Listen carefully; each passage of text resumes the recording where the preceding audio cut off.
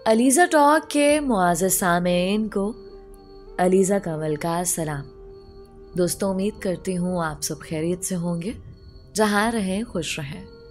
दोस्तों, आज मैं आपको कश्मीर के एक छोटे से गांव का सच्चा वाक़या सुनाने जा रही हूँ। ये कहानी मुझे इंस्टाग्राम पर एक लड़की ने शेयर की है और उन्होंने ख़ास ताकीद की है कि इस कहानी में असल नाम की जगह मैं एक फ़र्ज़ी नाम रख लूँ। ये कहानी एक ऐसी लड़की की है जो कि मासूम, बेजुर्म और हामिला थे, जिसको बेजुर्म बेखता कत्ल कर दिया गया। कहानी बहुत अज़ियतनाक है, इसको अंजाम तक ज़रूर सुनिएगा। वो 7 माह की हामिला थे। उसके सर पे भारी पत्थर से वार किया गया था।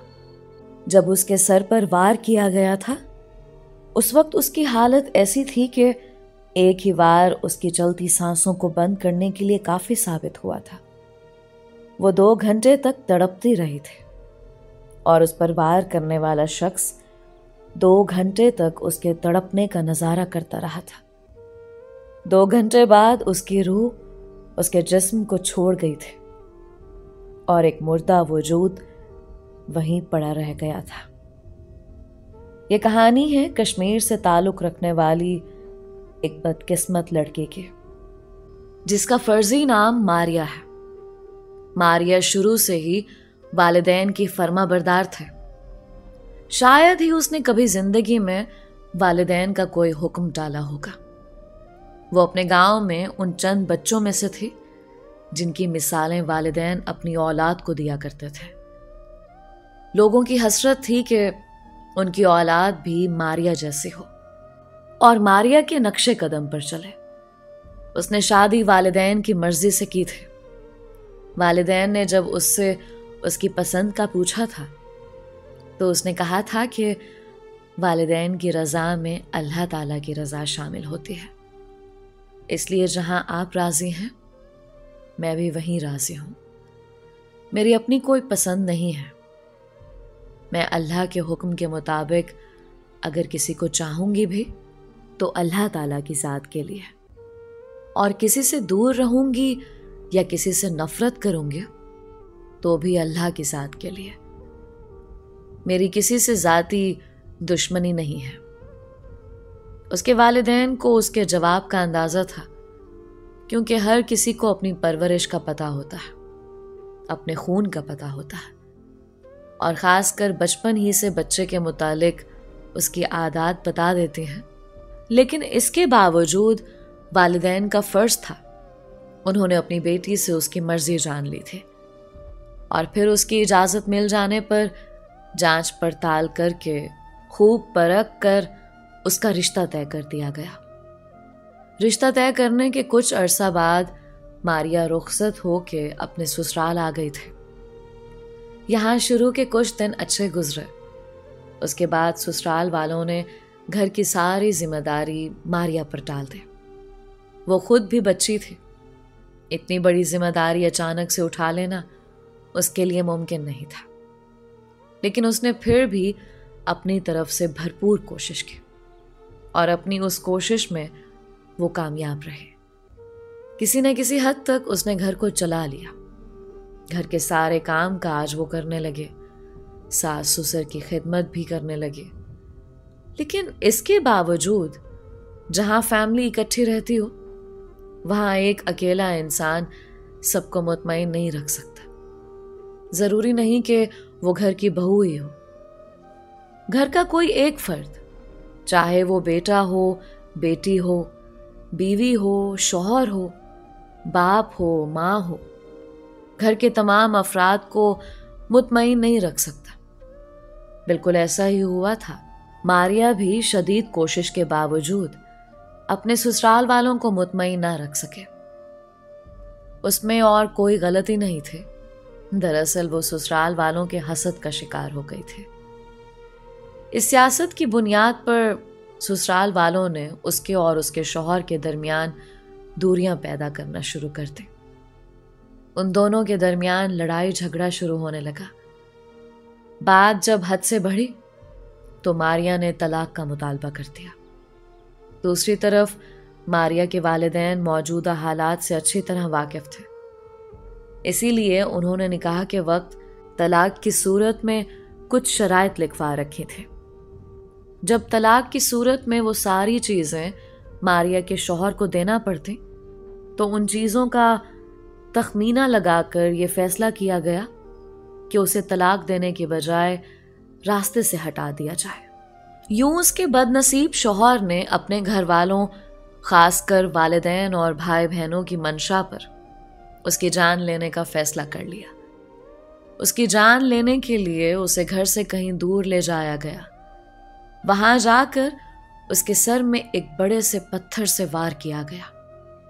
जिस वक्त उसकी जान लेने की कोशिश की गई और उसके सर पर वार किया गया, उस वक्त वो 7 माह की हामिला थे। वो पहले ही शदीद तकलीफ में थे, ऊपर से इतने जोर की ज़रब लगाए गए और वो भी सर में लगाए गए, इसलिए वो उसी वक्त तड़पने लगे और तड़पते हुए अपने शौहर से इल्तिजा करने लगी कि उसको बचा ले। उसकी खातिर नहीं तो कम से कम उसके पेट में मौजूद अपने बच्चे की खातिर बचा ले। मगर उसके शौहर ने उसे कहाँ बचाना था, वो तो उसकी जान लेना चाहता था। वो वहां खड़ा उसके तड़पने का तमाशा देखता रहा, यहां तक कि वो तड़प तड़प कर मर गई।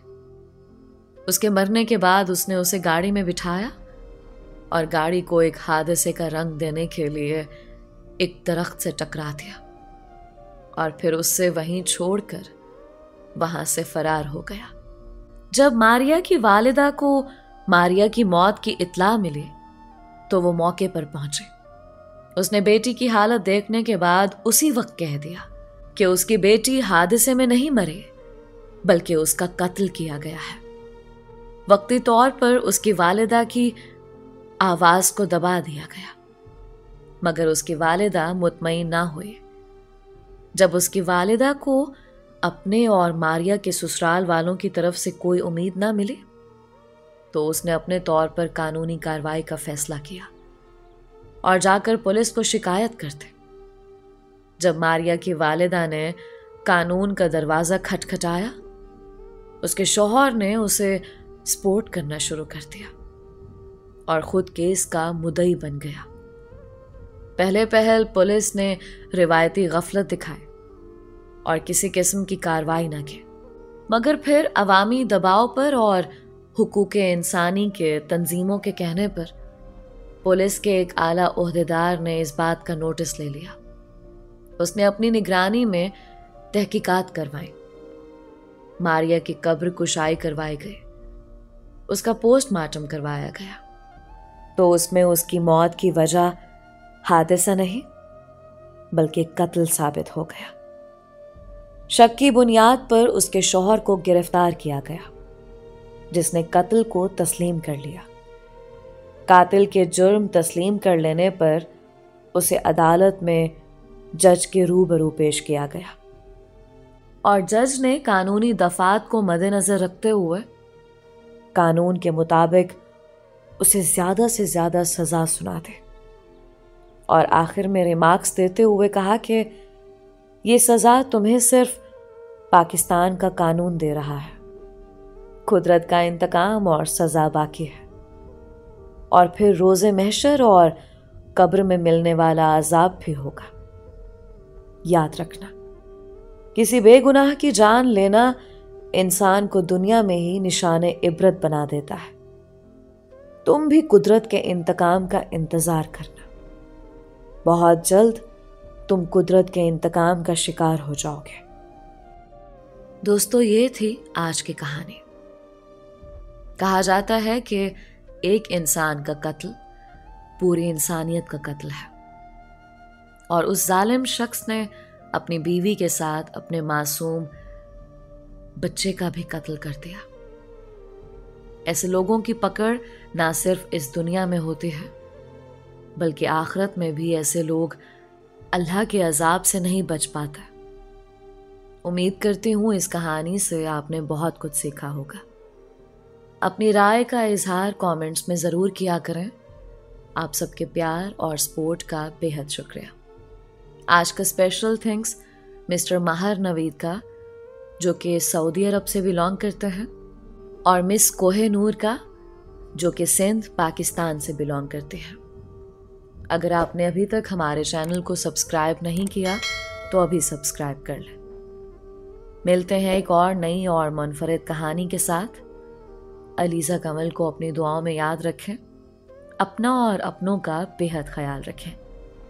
अल्लाह हम सबका हामी और नासिर रहे।